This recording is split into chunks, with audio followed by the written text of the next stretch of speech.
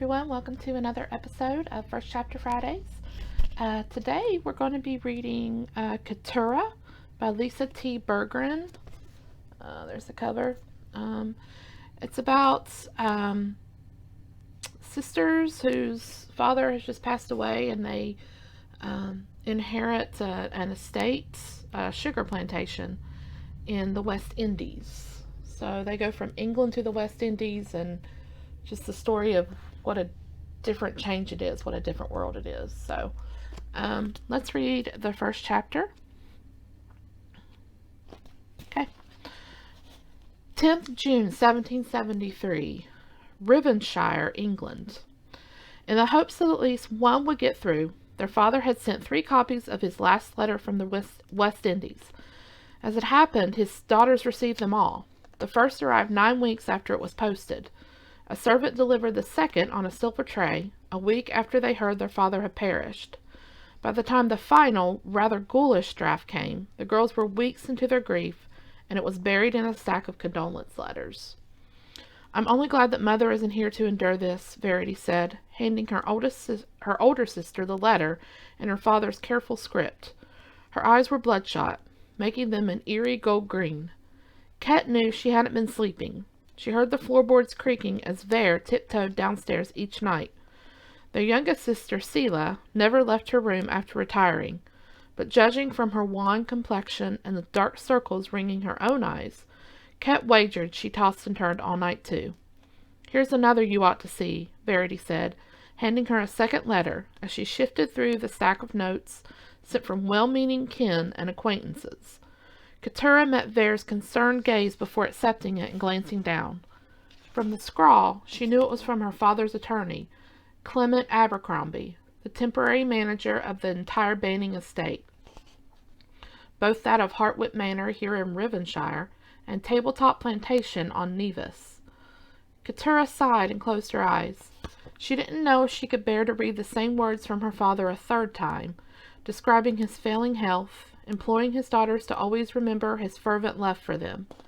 And yet, had she not scoured the first and second, searching for variances, any scant detail that might help her connect to their father one last time?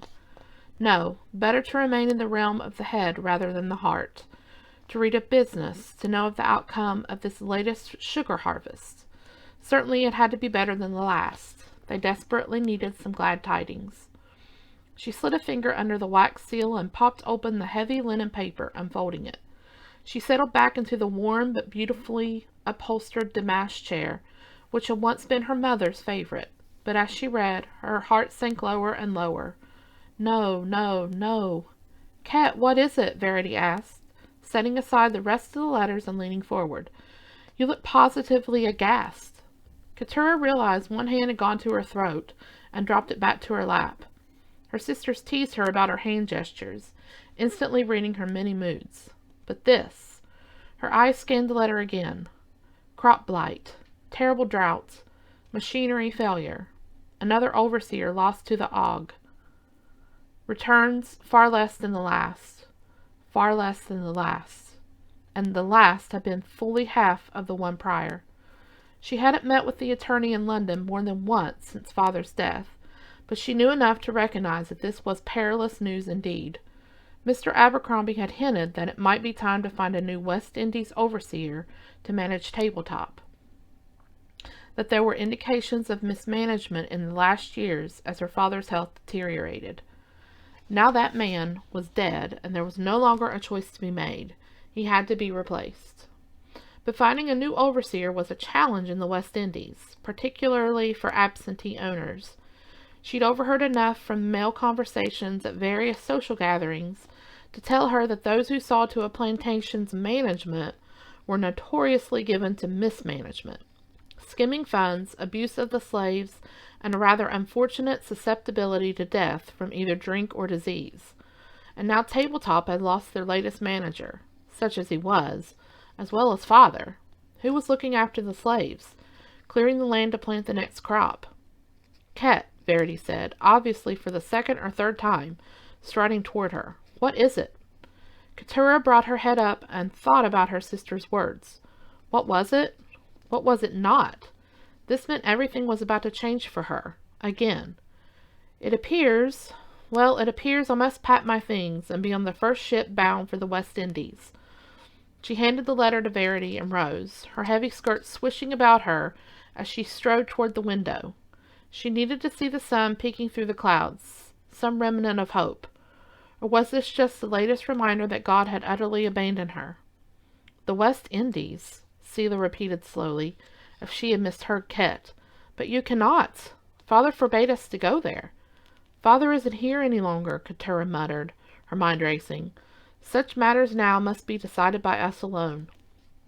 She shook her head as if to clear it, and glanced over her shoulder at her sisters. Neither of them knew how dire this word truly was. Ket didn't need another meeting with her father's attorney or accountant to tell her that this crop failure meant they were in danger of losing not just Tabletop, but their holdings here in Rivenshire too. Taking a deep breath, she turned to fully face her sisters. The harvest was far less than we hoped for, and our latest overseer has died of the ague. The difficulty is this. Father borrowed heavily against Tabletop and Hartwick Manor in order to make some improvements in the Indies. We were counting on a good return from the harvest in order to make a recovery and keep our creditors at bay. Given this news, she said, gesturing to the letter, I would expect we have only 2, perhaps 3 years to turn things around. Our creditors shall undoubtedly grow impatient after that and demand satisfaction.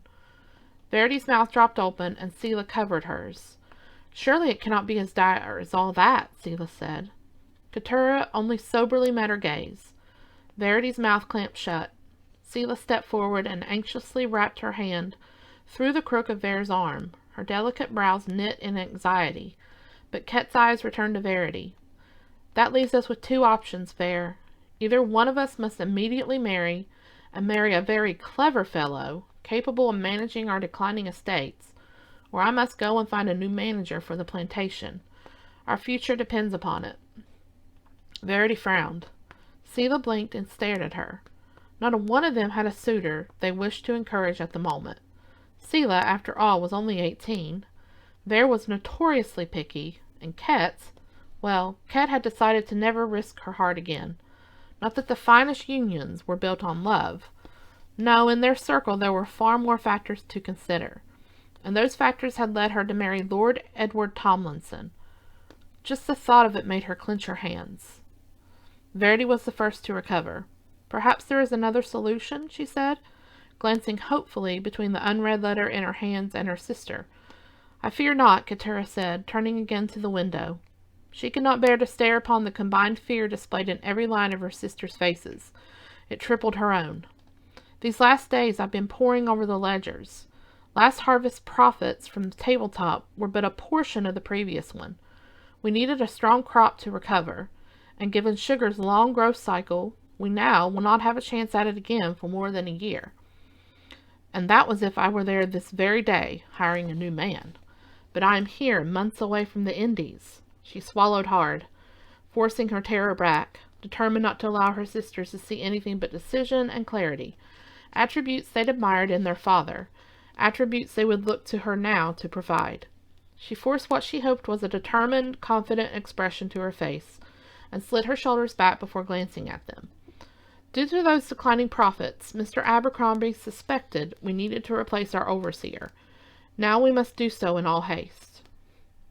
Can that not be done from here? Verity asked. Or can we not hire a man to go in your stead? Cousin Cecil, perhaps? Keturah shook her head. From what I've been able to ascertain, the best managers must be wooed away from other plantations, or practically escorted from the docks before another secures their services. It is most competitive. Keturah, Verity said, picking up her fan and sweeping it in front of her blushing face. What a ghastly thought! The thought of you fraternizing with men on the docks? The thought of you on the islands at all? There are reasons Father forbade us to accompany him, and illness was but one. Ket knew she was right. She looked back out the window, unsure of how to respond. What am I to do? Is this madness, or is it direction? Selah stepped up beside her and was silent a moment before weaving her slender fingers between Keturah's. Together, they looked out at the sprawling, pristine, formal garden of the manse. The gardens Keturah had poured so much of her soul into since her return from the north. Gardens she'd freed of weeds and rot and had seen hints of new life in of late. "Ket, you yourself know why Father didn't want us in the Indies," Selah said. "The stories." "I have grown weary of the stories," Keturah returned, still staring outward. "I want to see it for myself. And truly, Selah, I do not believe we have a choice in the matter. Our entire future rides on the success of that plantation. I have a head for financial matters as well as horticulture. Perhaps I am a better choice than any man." "But no man shall give you the time of day, Ket," Verity said, stepping to her other side, "at least in regard to such matters."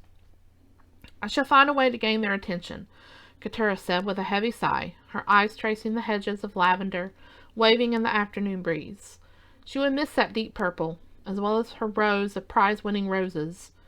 "You cannot be serious," Selah said. "Mother never wished to go. Father would turn in his grave if—" Choked by tears, she broke off. Keturah wrapped her arm around Selah.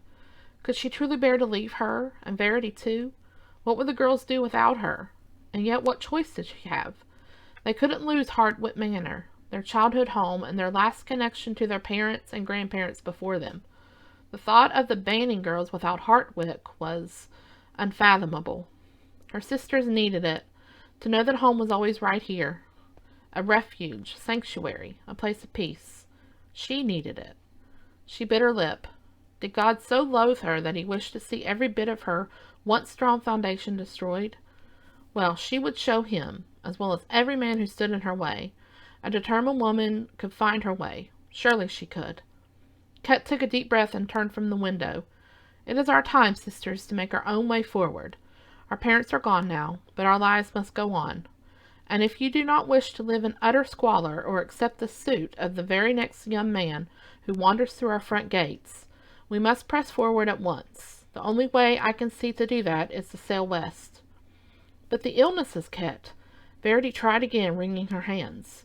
"Some say that 4 out of 5 newcomers fail to survive the year." "I am quite hale," Keturah returned, reaching for her hand, seeking to reassure her.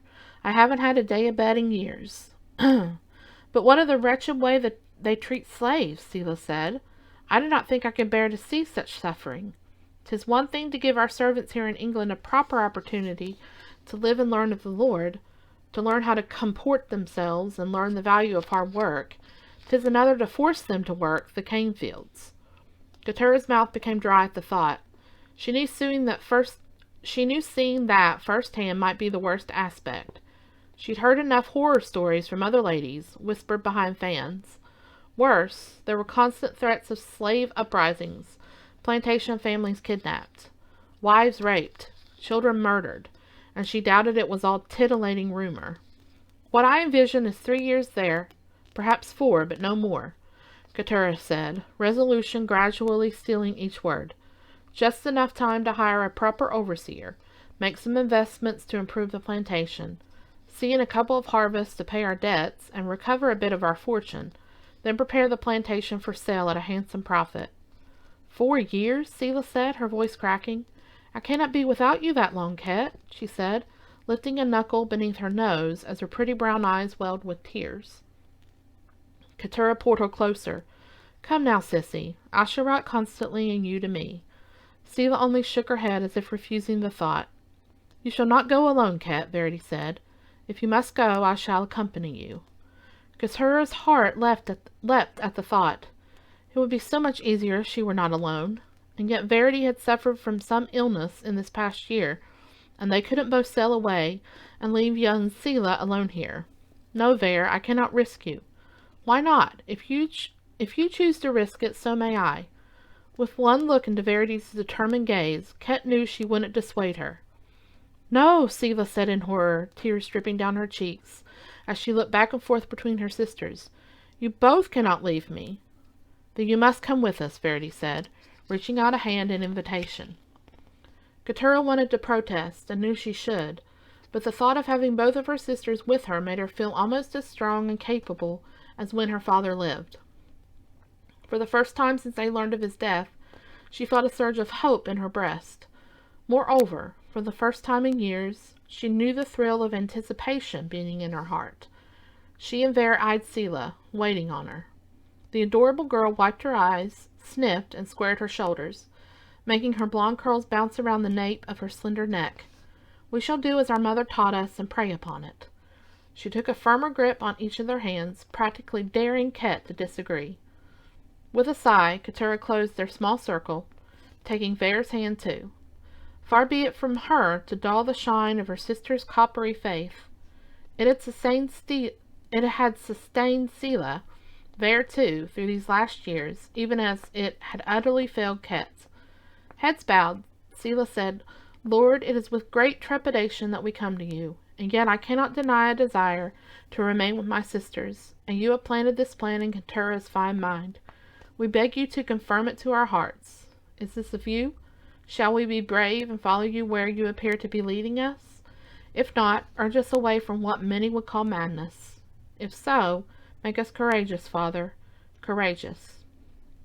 They stood there in silence, their heads inches from one another. Ket stiffened as she heard them both sniff, knowing tears likely rolled down their cheeks as they continued to pray in silent passion, as their mother had before them. But Ket, she remained silent, teeth clenched, as she waited for God to do what he would with her sisters. Would it not be like him to keep them from her, to make her sojourn alone, perhaps never to see either of them again? This thought made her eyes well up at last, and her throat swell. She sniffed, and Selah squeezed her hand, obviously assuming she was praying too. "Thank you, Lord, thank you," Selah whispered, as if she'd received word from the Almighty himself. And Verity whispered, "We give you what is already your own, Lord, our very lives. Go before us, beside us, and behind us. Amen." Both looked up at Keturah then, and she scanned their beloved faces, her heart in her throat. Vera was decided, more firm now, but Selah, she couldn't tell. Her big brown eyes certainly held a measure of conflict in their depths. "Our journey shall be undoubtedly rife with challenges," her little sister said, suddenly seeming more womanly in her countenance and demeanor as she decided. "But where my dearest ones go, so shall I." Keturah huffed a laugh, and then enfolded both girls in her arms. This felt good to her, so good, hopeful. How long had it been since she felt such hope, since she felt so alive? Since before Edward, she was certain. Before her life with him had slowly deadened her heart, piece by piece. "'Tis behind you now, Ket," she told herself, hugging her sisters even tighter. She giggled and laughed with them, each one sharing glances that said, "Can we really be doing this? Is it true? Are we mad?" Were they mad? Or brilliant? Brilliant, she decided, or at the very least inspired. And inspiration, after so long feeling anything but, was exhilarating. Yes, the time of death is over. Ahead is life, hope. She was certain of it. Okay, so if you want to read more of the story, you can check out copies, place holds at briggslibrary.com. And you can also do ebooks and audiobooks at Overdrive. So thanks for watching. I'll see you all next time.